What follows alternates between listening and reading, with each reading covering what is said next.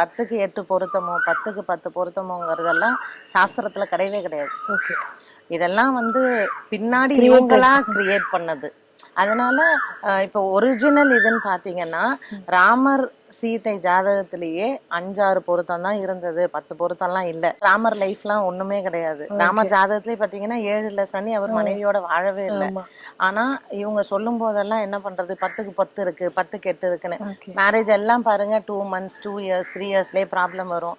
நிறைய டிவோர்ஸ் இப்ப பாத்தீங்கன்னா டிவோர்ஸ் ரேட்ஸ் நிறைய இருக்கு. அதனால பொருத்தம் விஷயத்தில் மட்டும் தனிப்பட்ட ஜாதகத்தையும் பார்த்து ஒப்பீனியன் சொல்லணும்.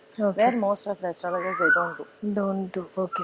ஸோ இப்போ ஜாதகம், இந்த கல்யாணத்துக்கு ஜாதகம் பார்க்கறதுங்கிறது ஓவர் த இயர்ஸ் ஒரு 15 வருஷம் முன்னாடி ஜாதகம் எல்லா கல்யாணங்களும் பார்த்துருக்காங்க. பட் அப்பத்துல இருந்து நம்ம கான்ஸ்டன்டா கேட்டுட்டு இருக்குது, இப்பெல்லாம் யாரு இதெல்லாம் பார்த்து பண்றா, இப்பெல்லாம் இனிமே இதெல்லாம் இருக்காது.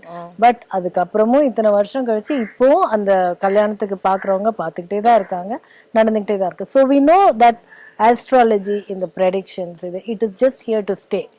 எப்படிப்பட்ட evolution or எப்படி என்ன மாறினாலும் it is not going to change. I mean, it's not going to go away from our lives. But how has it changed over the years? அது எங்களுக்கு சொல்லுங்க. அதாவது லைக் இப்ப முந்தி கல்யாணத்துக்கு பார்த்தவங்க இப்ப பார்த்தவங்க எப்படி ப்ரிசைஸா உங்களை சில நேரம் சில கேள்விகள் கேட்டு கொடைஞ்சு எடுப்பாங்க இல்லையா? அதாவது இப்போ நீங்க வந்து ஒரு 50 வருஷம் முன்னாடி எடுத்துக்கோங்களேன், சைல்டு மேரேஜ் நிறைய இருந்தது. இப்போ ஒரு 12 வயசுக்கே ஒரு பொண்ணுக்கு கல்யாணம் பண்ணுவாங்க. அன்னைக்கு பொருத்தம் பார்த்த ஜோசியர் இன்னைக்கு பார்த்தாருன்னா அதே ஸ்டைல்ல தான் பார்ப்பாரு. இந்த பழைய பஞ்சாங்கம்னு சொல்றோம் பாருங்க, அந்த மாதிரி.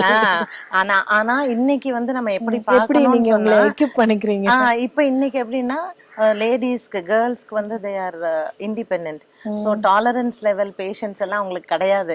ஒரு மாமியார் வீட்டுல போய் நீ அட்ஜஸ்ட் பண்ணிக்கோமான்னு இன்னைக்கு எந்த பொண்ணையுமே நம்ம சொல்ல முடியாது. அவங்கவுங்க தனியா வாழறது தான். ஸோ அண்டர்ஸ்டாண்ட் பண்ணி லிவ் பண்றது அப்படிங்கறது இன்னைக்கு வந்து அவங்கவுங்க கையில தான் இருக்கு. அது ஜாதகத்தை பேஸ் பண்ணி சொல்லவே முடியாதுன்னு வச்சுக்கோங்க. ஆனால் அன்னைக்கு இருந்ததுக்கும் இன்னைக்குமே பிளானட்டரி பொசிஷன்ஸ் மாறி இருக்கு. அன்னைக்கு இருந்த செவ்வாய் வேற, அன்னைக்கு இருந்த சனி.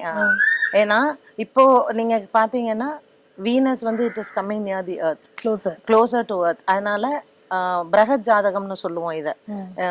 It talks about the earth. Brihat அப்படின்னு சொன்னா யூனிவர்ஸ் பத்தி சொல்லக்கூடிய ஜாதகம்னு. ஏன்னா அஸ்ட்ராலஜிலேயே 3 விதம் இருக்கு.